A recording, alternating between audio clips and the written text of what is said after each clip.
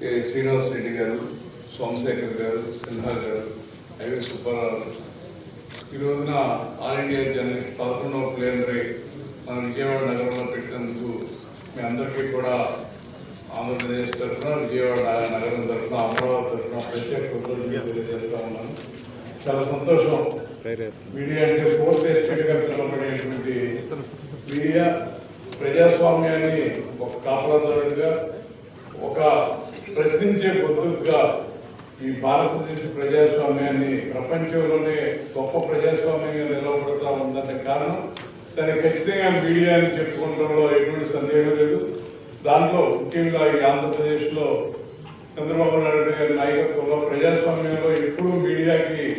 ప్రప్రదమైనటువంటి priority ఉన్నటువంటి పరిస్థితుల్లో ఇవాళ అమరావతిని ఒక ప్రపంచ మహానగరంగా కూడా ప్రయాణం చేస్తారనుకున్నటువంటి పరిస్థితిలో ఇక్కడ రైతాంగం అంతా కూడా పూర్తిగా వ్యవసాయం మీద ఆధారపడి ప్రపంచంలోనే అత్యధిక ఉత్పత్తి చేసేటువంటి పరిస్థితులు ఉన్నటువంటి వ్యవసాయాన్ని అది పరిశ్రమ అవ్వచ్చు, వ్యవసాయం అవ్వచ్చు,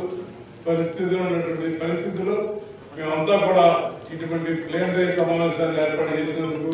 ముఖ్యంగా మేమందరికీ కూడా ప్రత్యేక కృతజ్ఞతలు తెలియజేస్తూ భవిష్యత్తులో ఇటువంటి కార్యక్రమాలు చేయడానికి పత్రికా రంగానికి ఇందాక మంత్రి గారు చెప్పినట్టుగా ప్రజాస్వామ్యం కాపాడడానికి ఆర్థిక పరివర్తించేటువంటి పరిస్థితులు కూడా కేంద్ర రాష్ట్ర ప్రభుత్వాల మీద ఉన్నటువంటి పరిస్థితి. నిన్న ముఖ్యమంత్రి గారు కూడా పత్రికా రంగానికి కానీ, పత్రికా రంగంలో పనిచేసే వారికి కానీ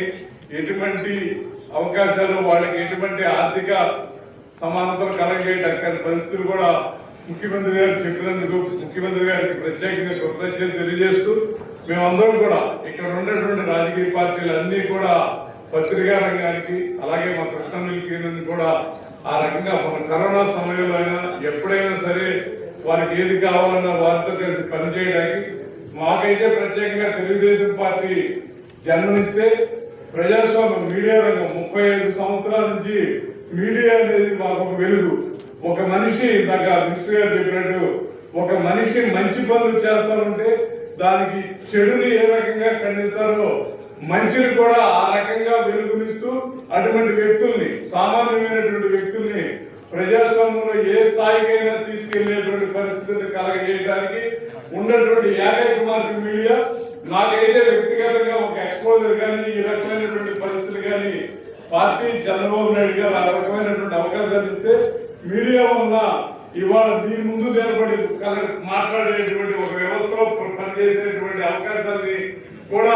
మీడియా మిత్రులు అందరూ కూడా నాకు 35 సంవత్సరాలుగా ఈ విజయవాడ ప్రాంతంలో ఆ రకమైనటువంటి సహాయాన్ని ఇచ్చినందుకు మీ అందరికీ కూడా మనస్ఫూర్తిగా కృతజ్ఞతలు తెలియజేస్తున్నాను. జై హింద్, జై జవాన్, జై కిసాన్.